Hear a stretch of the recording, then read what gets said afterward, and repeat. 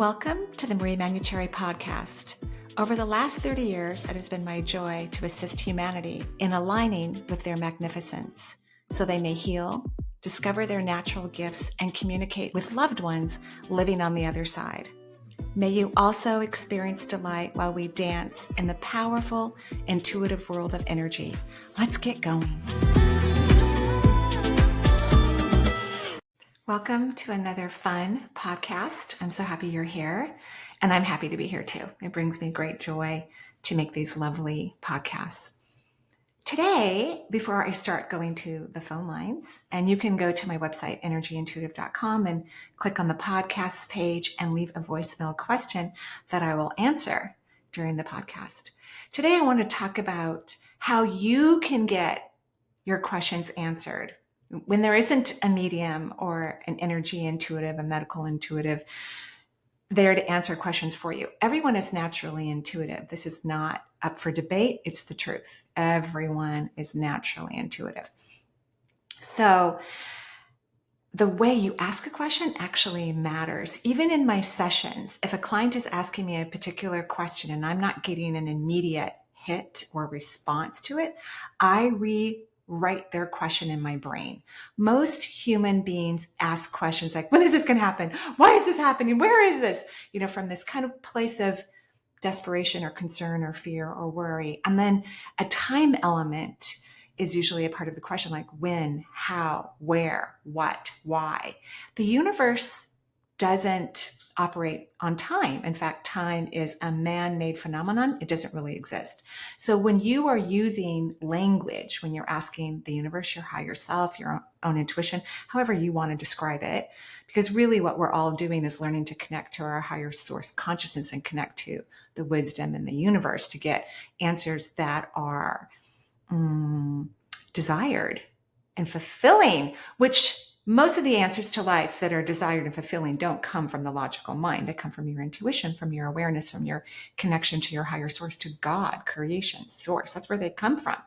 So how you ask a question matters. Being away from the brain is critical, like resting in the lower half of your body, wiggling your toes, feeling your glute muscles, staying away from kind of like the waist on up is critical, very critical.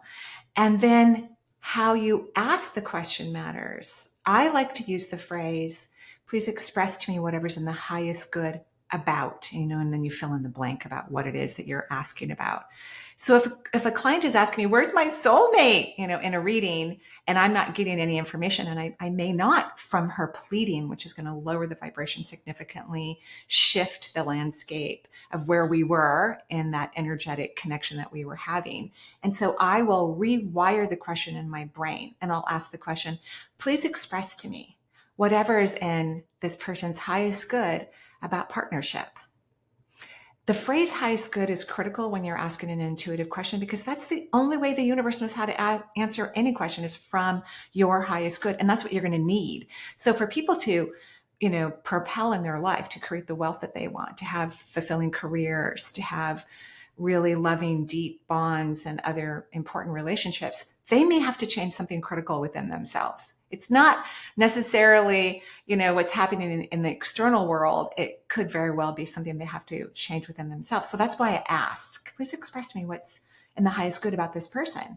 And then I'm going to give a ton of information, quite a bit of knowledge that can help that person get into the vibration they need to be in to manifest and create what they want. So we'll talk a little bit more about that, but let's go ahead and get to our questions. Okay, here we go. First one. My name is Michelle, and I'm from Oregon. My husband passed a year and a half ago, and I can hear him speak to me in my head. And I want to make sure that I'm not crazy, and that I really am hearing him speak to me. And I talk back. So I just want to make sure that communication is real. Thank you. Hi, Michelle. What a great question. Yes, it is him. He's worried about you. He wants to make sure you're okay. I think you guys were pretty tight, although your relationship had some, a little bit too much depth to me. I mean, I'm sure you probably loved it, but like a little too serious sometimes, not as playful as I would have liked.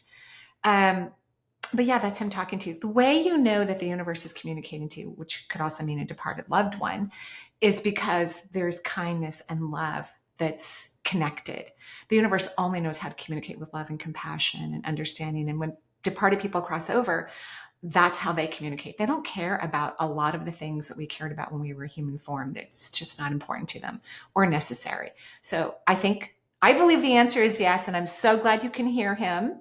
I'm very sorry for your loss, and I'm grateful that you're having a conversation, because relationships are not supposed to end just because we're living in different dimensions. They're supposed to continue. In fact, they can become deeper and more fulfilling and more interesting as we continue to let these bonds forge. So congratulations to you. I'm very happy for you. Okay, next question. Hi, Marie. My name is Laurie.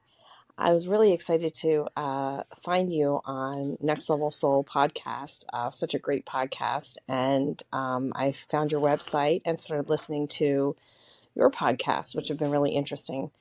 I have a million questions, but I really tried to nail it down to one or two. And I guess my real question is, I have had ear ringing since I was a child, and I have worked with a few different healers. Worked with an osteopath. I had testing when I was a child, trying to figure out what it came from.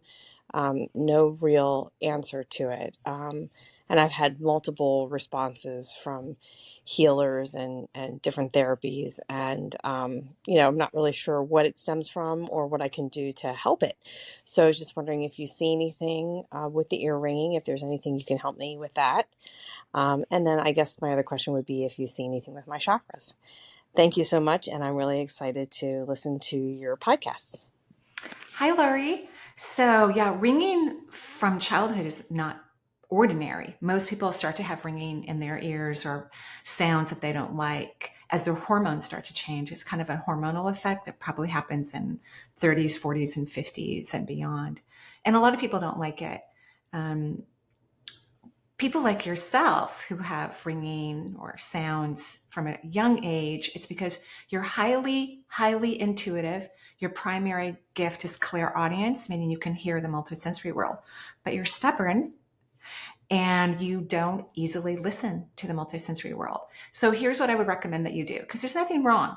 There's absolutely nothing wrong. When something is weird in our life, our job is to embrace it, not to ask it to go away, especially when you've done everything to make it go away. You have to stop and embrace it. That's the one thing that humans do the least, is they don't embrace things that are weird for them or off or unordinary. And it's critical that you learn to embrace things. It's incredibly important. In fact, loving something that we wish would go away is what can help transform it. But if you could start to embrace these sounds and cherish them and think they're cool and interesting, then I'd love for you to call me back after a few months of doing that, because I think you're going to have changes. I think you're going to start to recognize that you're a clairaudient and that you can hear the multisensory world. So that's what I recommend. And nothing's wrong. So just embrace it. Nobody's body is exactly the same. In fact, that's why medicine is not doing the best that it absolutely could, although I love every form of healing and I don't care how people heal. It doesn't matter to me how it happens. But modern medicine has this weird belief that one size fits all, and that's not true. We have emotions in our cells that affect our physiology. So embrace these sounds. They're there for really good, cool reasons, and we won't find out until you start to embrace them. Okay. Next caller. Hi, I'm calling because I've gone through a lot of trauma the last several years, and I'm coming to a crossroads of making a decision of what I should do next. I have a few ideas. This is on work of starting this big project, or going another direction and working for someone else. And I'm just trying to see which direction I should go with that. And then secondly, how do I release the trauma that I've gone through and become where I was before? Yeah. That's my questions. Thank you. Yeah, I'm so sorry for the trauma. I truly, truly, truly, truly am. You have a history in your family of victim consciousness. It's not uncommon. It's very deeply rooted in my family. Kind of pushes my buttons with my clients. Not your question, but I'm like, when I have clients that are in victim consciousness, then they won't really make some shifts. I'm like, yeah, it's not super comfortable just because it's such a strong pattern in my family. So victim consciousness means, you know, you're at more risk for trauma when you have victim consciousness. You're at more risk for things not going in the right direction. I would love it if you don't make any decisions about work until we get you to stop vibrating in the vibration of victim consciousness. And it's so strong in your family. You were taught this unconsciously as a child. Children watch the energy of those that they spend the most time with, and then they replicate that vibration and frequency in their own body because we don't remember what Earth is like. Most people don't remember their past lives or their, you know, former reincarnations. So we're kind of always starting anew when we pass through the veil and come into the human world. We start anew where we all of a sudden, you know, move into this place where we don't recognize the world that we're in. And we, of course, mimic the energy that is shown to us. So that's also not a mistake, because anything that has happened in our life, particularly in childhood, is something that we wanted to happen so that we would work on what we wanted to work on, since we don't remember why we came to Earth. And we come for multiple reasons. So to not vibrate in victim consciousness means you have to see the beauty in all things. I remember for years and years and years, because I was in a long-term marriage, and I would call it difficult, to say the least. And I knew I needed to see the beauty in it. And I tried for years, just for years. I was, and of course, it wasn't just about the marriage. My childhood was challenging as well. And it took me a while to see the beauty in that as well, which I now can see. And I can see it in my marriage. And one day I was talking to the universe, and I said, using the words that I described earlier in the podcast today, please express to me the beauty in this situation and my marriage. And I didn't use the word marriage because it would trigger me for sure. I just said that situation. The universe already knows what you want answers about. We don't have to be so direct in our wording, especially if it's going to push our buttons. And the universe showed me the most beautiful, cool picture that I often think about, which gives me a completely different frequency about that time in my life, so that I'm not in victimization about that time in my life. Because as soon as we stay in victimization, we just kind of stay in trauma. We keep creating different storylines, but have similar patterns. And it's annoying. It's very frustrating. The universe showed me this picture of all five of us. We have 3 daughters in a minivan, the MPV minivan that we had. And we're all laughing our heads off. I mean, deeply laughing, sincerely, you know, authentically laughing. And then the caption read below, you know, that there were 8 years of this authentic laughing, which is true. We laughed a lot as a family. It was really cool. It was really fun. It was very healthy. And so that's the picture I choose to focus on when my kids are complaining about their dad, when I have like some memory, you know, some kind of based on trauma, which used to be around cooking, because he was never happy with my cooking, even though he taught me how to cook. He was an amazing cook. I should have just made him make all the food. You know, it'll just like zap in my brain, and I'm in some sort of trauma thing because I put too much salt in the stew, or I didn't cut the onions right, or, you know, there's going to be a dish flying across the room because of something that I did wrong. I now have trained myself to not go down the rabbit hole of victimization, but to be in that space where I catch myself, nurture myself first, tell myself how much I love myself, that I'm worthy and deserving, that I'm an amazing person. Self-nurturing is huge when it comes to healing anything. And then I go back to the picture of all of us in the minivan, and it changes my energy. It gets me out of victim consciousness and puts me in the vibration that I want to be in, so that I can have healthy relationships in every area of my life. So this is what you're going to need to do in regards to your own trauma. And I'm very, very, very sorry for it. And maybe try not to make any decisions about work. I don't see that either one of them are terrible choices, but you're going to be in a completely different vibration as you let go of victim consciousness and have something really cool happen for you that may not even be about those 2 choices. Okay. Thanks for calling in. Hi, Marie. Thanks for all that you do. My name is Mary, and I'm located in Melbourne, Australia.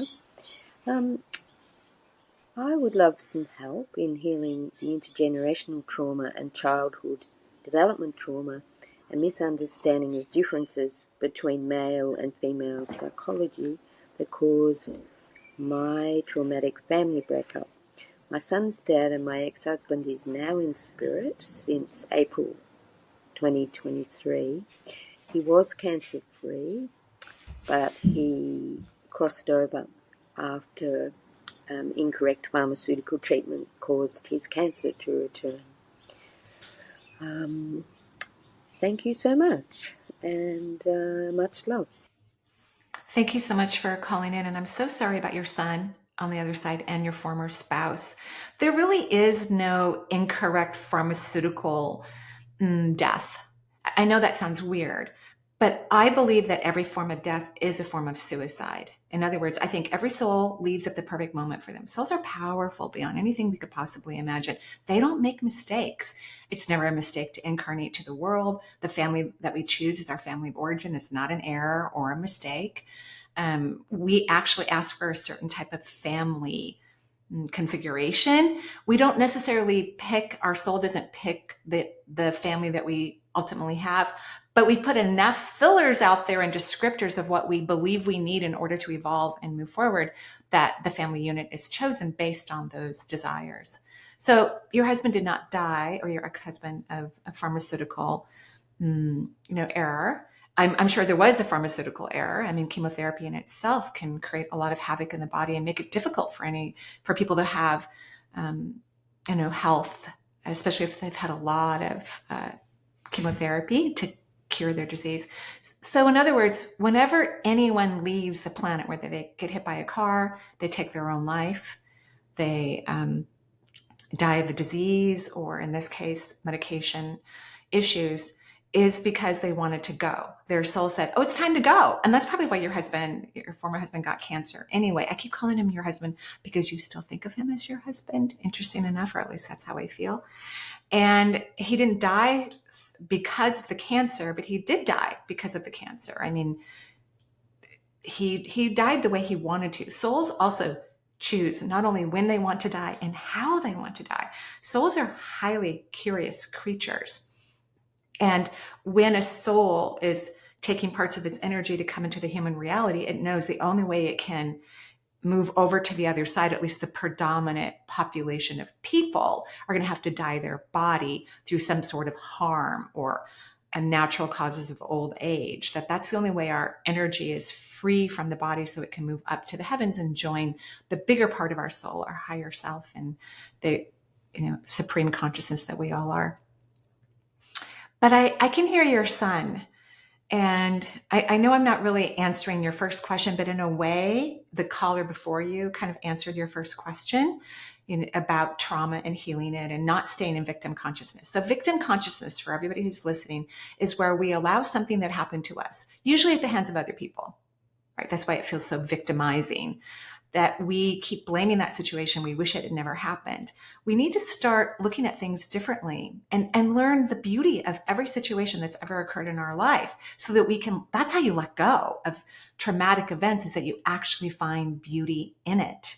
I recently had someone write me a question. I don't remember where it was, maybe related to a class I'm currently teaching on the Shift Network. And the person had a very serious traumatic experience. And she did a meditation that we were doing in the class.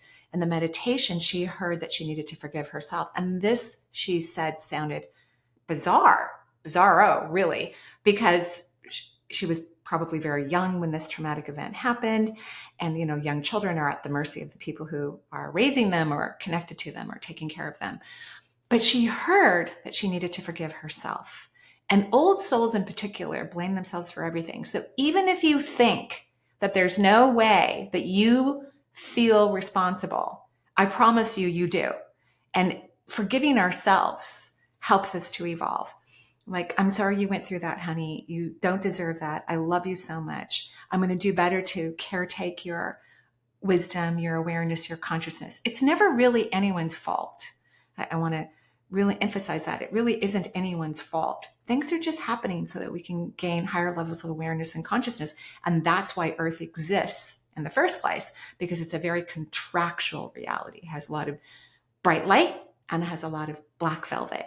And it's through these experiences that we believe we will grow, and that's why we choose to come to Earth. Okay, on to the next question. My name is Catherine. I live in Tempe, Arizona. a little over a year ago, I had an Akashic reading. And in the reading, a very large man, I believe to be a family member, apparently came through with a large dark book. And he kind of apparently put the book down very forcefully and was pointing at the book and myself. And I was being told that this book had to do with our family ancestry, and that I had promised to help heal the family of its past lives, hurts and trauma. And I don't know exactly how to do that. The person who did the reading had mentioned that told me that I needed to go within to find that.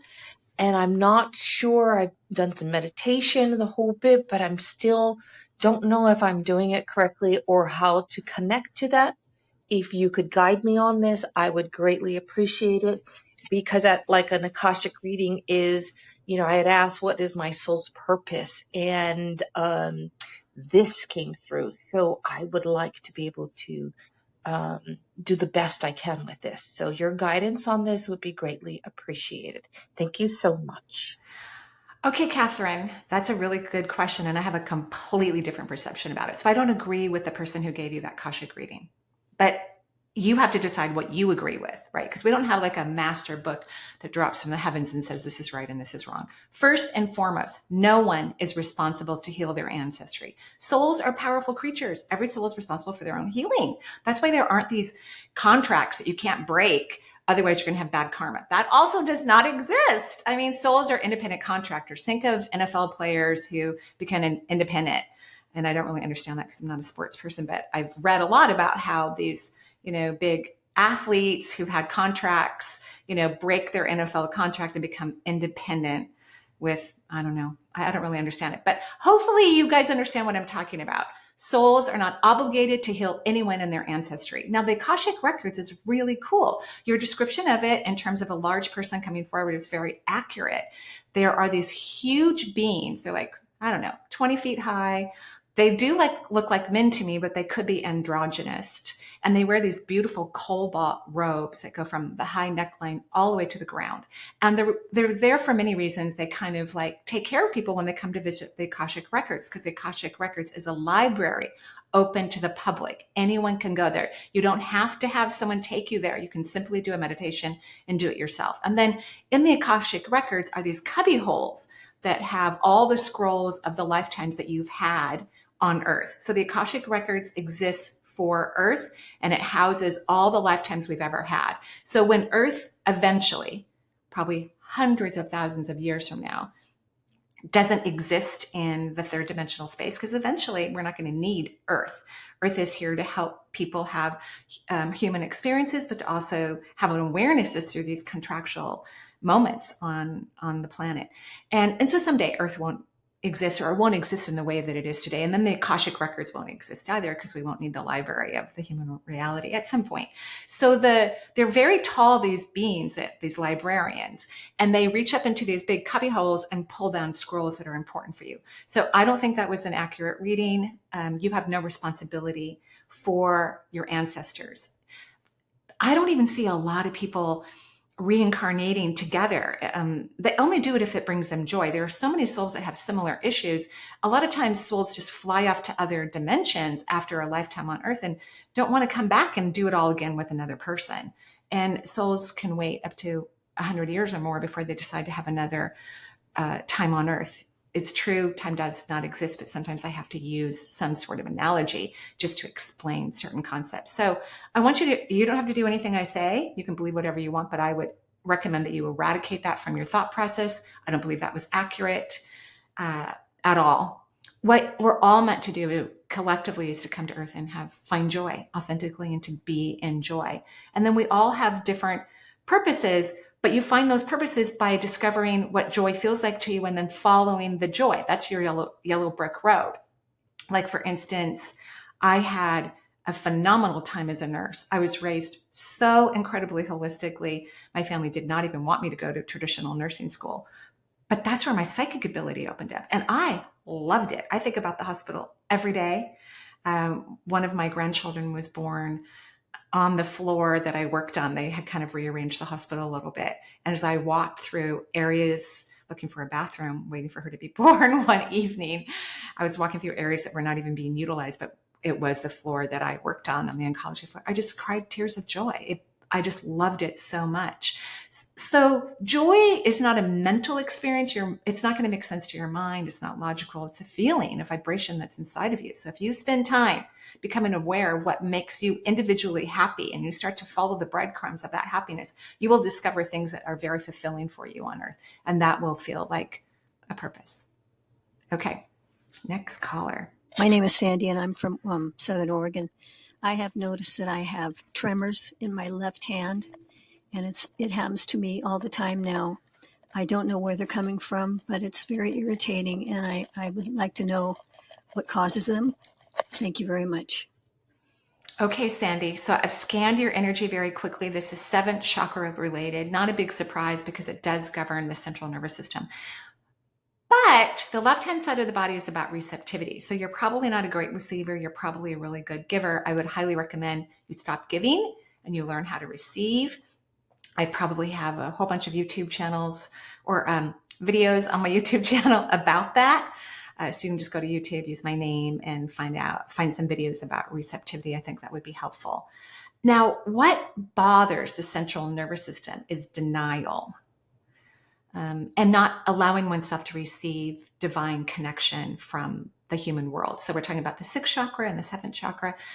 So I would, look at things in your life that maybe you were in denial about. An example would be someone who worked in a job for 40 years and they hated it.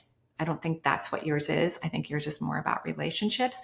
And if you recognize like, oh yeah, that really did bother me, or I didn't really like that, and I did it for such a long time. If you could start to speak truthfully about those experiences, that could be really helpful for you. And then I have an idea, because what's happening is that your nerves are getting weak and the impulses are getting weak, and we need to kind of strengthen it up. One of the things that happens to men and women, but mostly women, but to men too, is as our muscles tend to atrophy as we age, which should not be happening. People need to work out more as they get older.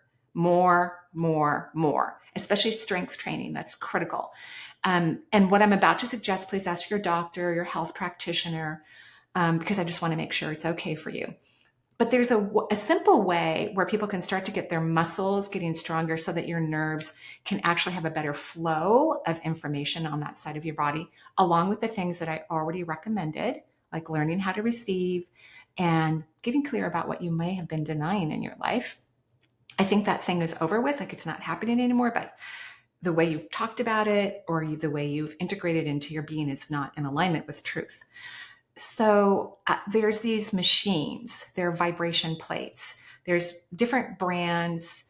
There's some that are super expensive. You don't need to buy the most expensive ones. So I tend to recommend Life Pro. You can go to Amazon and start looking at them. I have both plates. I like them both. I mean, I have the more expensive one and the Life Pro one.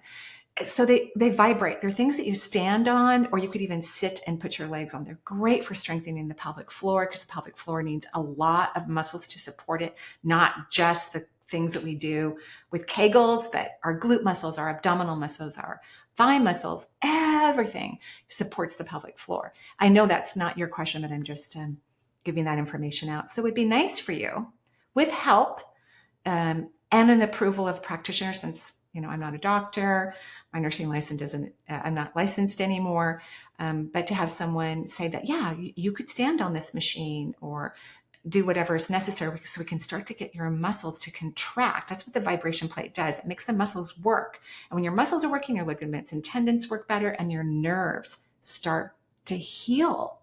So I would recommend like 10 minutes a day or 3 times a week or whatever.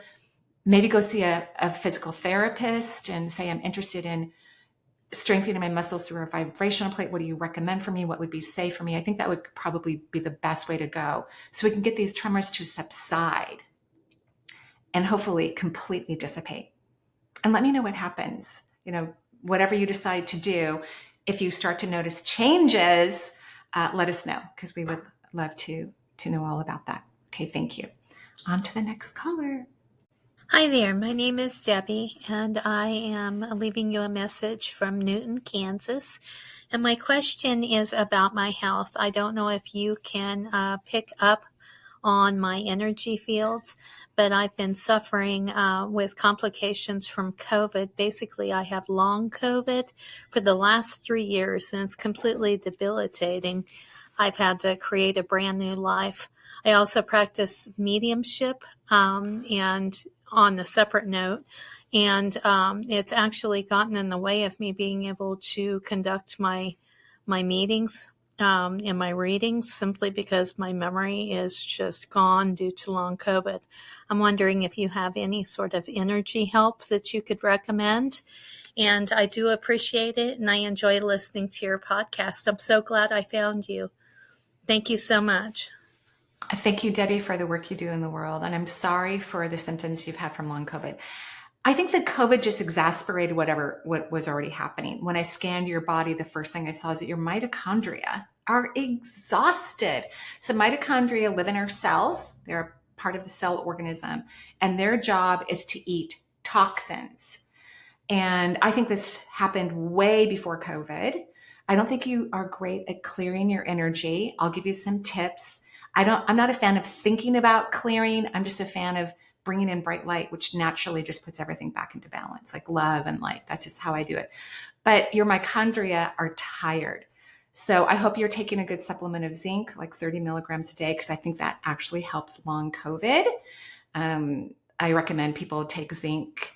I mean, if they can, if their practitioner agrees with that recommendation. So I think you need red light therapy. So that would be near infrared and red light. It's a combination of certain numbers. I know I'm not being very clear about this, but there are 2 products that I like. There was a book written about them as well. You can write into energyintuitive.com and ask for the name of the book, because I don't remember the name right now. But Platinum Therapy and Red Rush are probably the 2 best that I know of anyway.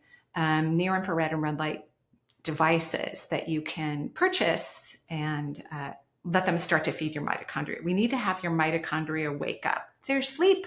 They're toxic. They can't help you. So this was not caused by COVID.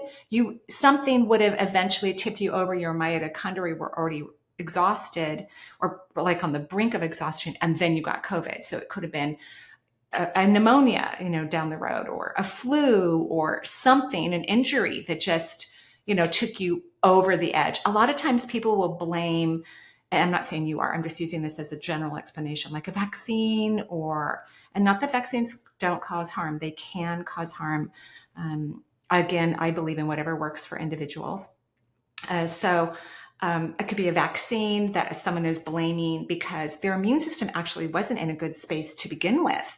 And then when you do something to the body, or we catch a cold or something happens to us, we may blame the thing, but it's actually our body wasn't in a good, healthy autoimmune function to begin with. That's pretty common throughout the world. Very few people listen to their bodies or pay attention to its needs or follow their intuition. My body told me, I think 4 or 5 months ago, more than that, to stop eating refined sugar. And I'm not a big sugar eater, but when I sat down, I like it, but I already know my body doesn't like sugar. But when I sat down and looked at some of the food that I was eating, I'm like, wow, I am taking in a fair amount of sugar. So I have primarily stopped eating refined sugar. So that means when I go to the grocery store and I pick out some granola, it says sugar-free. It doesn't have additives to make it sweet. It's just more natural. And my body feels a million times better. My skin is better. Everything's starting to change because I know I'm improving my immune system. And there's lots of ways people can improve their immune system. Not drinking coffee, not drinking alcohol, reduction of meat, or not eating red meat. I'm a carnivore. I eat meat, but I also pay attention to my body, and I do my best not to eat too much meat. So start listening to your beautiful body. These plates, unfortunately, are expensive now. They weren't very expensive when I purchased them. I've had mine for several years now. So you might want to find a chiropractor. There are some chiropractors that have these red lights, or healing places have these red light panels in their facility. You might want to go try and see how it works. I do think you are going to need daily 10 to 20 minutes a day or 2 10-minute red light treatments a day, so that you can start to build your mitochondria, because it takes a long time to deplete the mitochondria, and it takes a while to build it up. And holistic medicine, this is why, doctors maybe aren't a fan of holistic medicine, but American physicians are taught very little, if anything, about nutrition in medical school. All of them would tell you that that's the truth, because it truly is the truth. So holistic medicine can take a little while, because it takes a while to break down the immune system, and modern medicine does not know how to build the immune system. They know how to repress it further, which sometimes does kind of jumpstart it, but not for everyone. So that's what I would recommend. I think the plates are anywhere between $500 and $1,000. So I'm so sorry for their expense. Maybe it would be a good Christmas present for you. If that is an issue, it may not be. Or maybe the whole family decides to get one and share. I always see the future before I ever saw these red light and near infrared devices that are FDA approved. I always saw a closet in everyone's house that is light therapy, and people will just walk in there every day and have 15 minutes of light. We need certain light. What these devices do too, which has been documented and recorded, that's why if you write into the website, we'll give you a link to the book, which is available on Amazon, is they feed the ATP of the body, which is why you're so tired, is because your ATP is depleted, which is the medical model of energy for the human body. And that's why it's hard to recover. And yes, that's why it's hard to connect to the psychic world when you can't raise your vibration. Let me know how it goes. Okay. This is Mary from Charlotte, North Carolina. How can I help myself realize financial independence in the later part of my life, which is now? Okay, so Mary asked me probably one of my most favorite questions in the world, because I believe everyone deserves and is entitled to financial freedom. Everyone is meant to have financial freedom. This is not something, regardless of one's age. So I'm just going to give you all my feelings and beliefs on this topic. So money is simply an energy, like everything else in the world. And how you relate to energy is how it blossoms or not blossoms in your life. So it's critical and important to change your frequency about money. So one of the first things I recommend people to do, and Mary, I recommend this for you, and I'm going to say for 5 years, do not use the word money.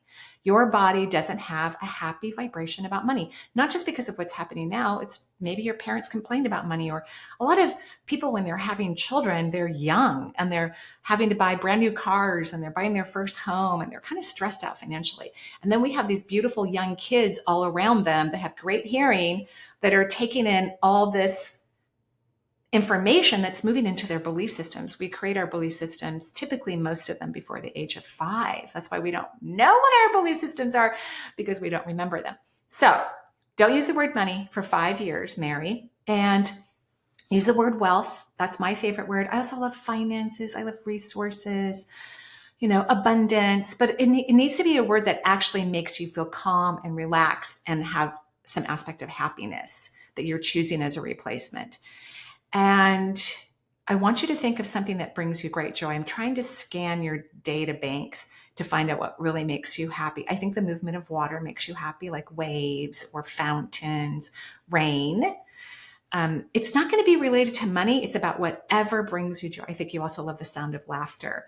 So if either one of those things are true for you, your next assignment is, before you connect with wealth, before you think about it, before you interact with it, and every single time you interact with it, I want you to first think about water or laughter, whichever one you've decided to choose, because that's what I got when I scanned your body. So for example, let's say you're standing in line at your favorite coffee shop, you're about to get your soy chai, and before you even touch your purse or your wallet, you're going to think about water and the movement of it.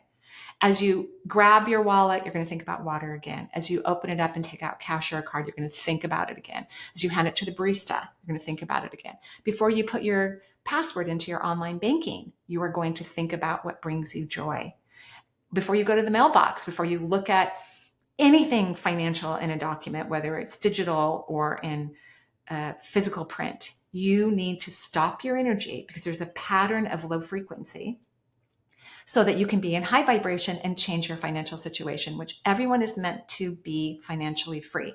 That is normal. And then weird things will happen in your life and change that for you and make it amazing. Okay. Best of luck to you. Hi, Marie. This is Julie, and I was wondering if you could answer a question about karma. What is it, and how does it apply to us individually, and how does it impact the whole? Thank you very much. Great question, by the way. I think karma is a very personal thing. It's based on how we perceive things and then how we respond. So I don't believe, and you all can disagree with me on this, that if someone does something, heinously terrible, that there's instant negative karma for them. Souls are complicated. We don't always know the reason why people are doing what they do. I've always had this vision when I work with clients and I'm talking to them about karma of a courtyard or a courtroom, and there's a murderer on trial, and there's going to be a screen that comes up, in the courtroom, and it's going to show this murderer's past lives where the person he killed him multiple times in previous lifetimes. So karma isn't what we think it is. It's not as quick. It's not as mean. It's not what people think. It's really about growing your consciousness, because someone who kills another human being, eye for an eye, which is more in Muslim and other types of religious text, that is not authentic. God is not like that. Creation is very loving and compassionate and understands and can see the entire huge picture. So if someone commits a heinous crime that I'm using as an example here, and they have an awareness of consciousness about compassion, then they have eradicated their karma. That's what we're looking for. We're looking for a shift in consciousness. So karma happens when we're not conscious, when we're not paying attention, when we're not aware. Collectively, a karma could be like when logging was really big in the United States, and loggers who made a lot of money, the companies who logged made a tremendous amount of wealth, would go in and just strip huge areas of forests without thinking about the impact. And then we would have erosion, and we would have mountains that would, release rocks and dirt, and we would have a lot of problems with rain and snow. And that's kind of a karmic situation from maybe a global perception. But then we had consciousness. Consciousness came in and we went, oh, we can't just strip forests. We actually have to go in there and be conscientious of what's going to happen to the soil and the water and the snow and the mountains, ultimately the water line and the human beings that are living in towns below that. We have to be conscious of that. So now we go in and we plant significantly. I'm sure there's a lot more science to it that I'm gauging. So collectively, when something happens karmically in the human realm, it's for us to have elevated consciousness. That's really what karma is. Okay, thank you. Hi, Marie. My name is Susanna. And my question pertains to medicine that I would like to stop taking, but don't have quite the courage to do, even though it feels like I should stop. The story is I was diagnosed with breast cancer 2 years ago, stage 1. Had a lumpectomy, and it was found also in one of my lymphs. And I had radiation, surgery, and then hormone therapy. And I'm supposed to take this estrogen lowering drug for 5 years. And I've been taking it for 2, and I have developed pretty strong arthritis in several joints, and also it has killed off my libido permanently. Yeah. It seems like not permanently, but completely. And I would love to stop this medication, and I would like to know what my spirit guides or you have to say about this. Thank you so much for being. You are such a bright presence. I love you. Thank you for everything. And thank you, Susanna. I love you too. And I love all of you. And I'm so glad we're all together to hang out and learn and grow. I don't know all the particulars of the tumor that was removed from you. I'm so glad it was an early stage. And I'm so glad modern medicine has made some significant changes when it comes to early diagnosis with breast cancer for men and women. And that is to not treat it with chemotherapy. It's unnecessary. I don't know if you needed the radiation either, because I don't know all the particulars of the tumor when it was discovered. But just taking out, particularly as a stage 1 tumor in the body, could be sufficient in terms of not having reoccurrence. Here's the question I always ask patients to ask their oncologists about the medications that reduce estrogen. Like tamoxifen or something of that is recommended for 5 years. I ask the patient to ask the doctor, what is the percentage of healing that I'm going to receive, or the percentage of moving into complete remission that I'm going to receive by taking this drug? Because if it's 1% and you're having a lot of side effects, this is why women have joint problems when their estrogen starts to drop. I think estrogen is a natural anti-inflammatory. Natural. My naturopath does not agree with me, by the way. Just letting you know. And I love naturopathic doctors. I think they are, really good ones are heaven sent, and they're very aware and conscious about the human body. I recommend that people, not every state, unfortunately, license them, but I recommend people try to find a naturopath that is very good at their job to help you mitigate even modern medicine, because we need modern medicine. Like Susanna needed a lumpectomy. That needed to happen. Now, if the tumor was positive for estrogen, then it may behoove you to finish taking the medication. But that's the question I think would be important for you to ask your doctor. If it were me, and I'm a risk taker when it comes to health. So, just be aware of that. I always have been a risk taker. And not everybody is, and not everyone should be. And so if the percentage was under 20%, I probably wouldn't take the tamoxifen or whatever the drug is, especially if the tumor wasn't attracted to estrogen. So those are the two things to think about. I'm so happy it was discovered. I'm so happy it was removed. I'm thrilled about that.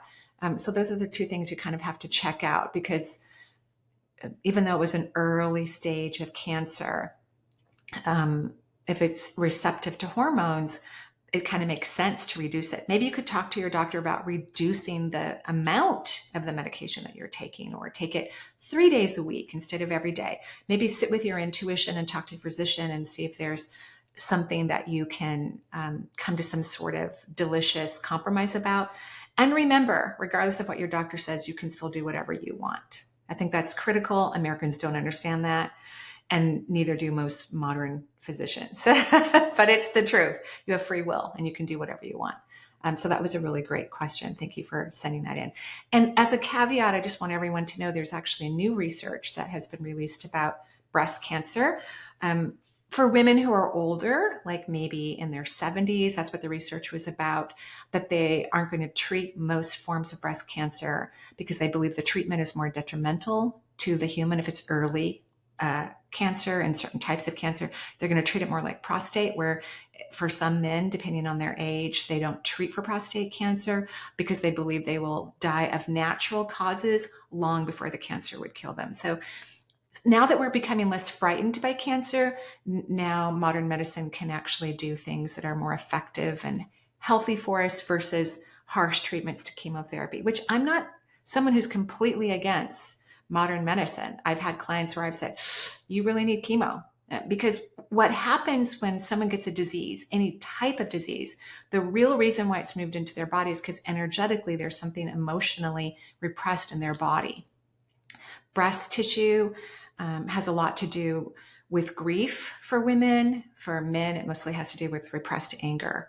And that can sometimes lead to disease. Just because we have repressed energy in our body doesn't mean we're going to get a disease, by the way. Some people just don't get health issues. It's whatever's going to wake you up and have you begin to make changes. So thank you everyone for listening to the podcast. I'm so excited we're meeting together like this. I'm having a lot of fun. Joyful blessings.